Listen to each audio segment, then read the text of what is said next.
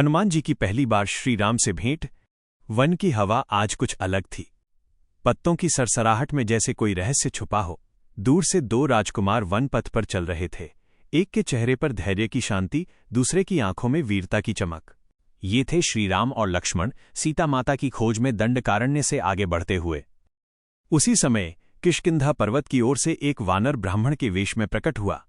तेजस्वी नेत्र, विनम्र वाणी और चेहरे पर अद्भुत आत्मविश्वास।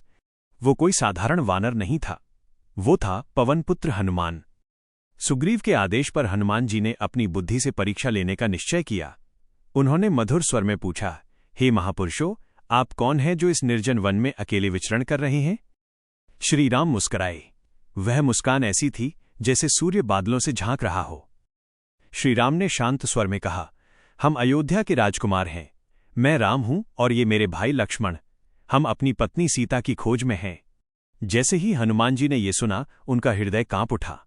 यह कोई साधारण पुरुष नहीं था। उनकी वाणी में सत्य था, नेत्रों में करुणा और चेहरे पर दिव्यता।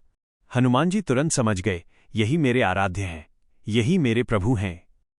क्षण भर में उन्होंने ब्राह्मण का वेश त्याग दिया और वानर रूप में श्रीराम के चरणों में गिर पड़े। आंखों से अश्रुधारा बहने लगी।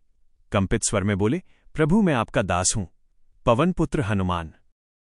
श्रीराम ने उन्हें उठाया, उनके कंधे पर हाथ रखा और कहा, हनुमान, आज से तुम मेरे प्रिय मित्र हो।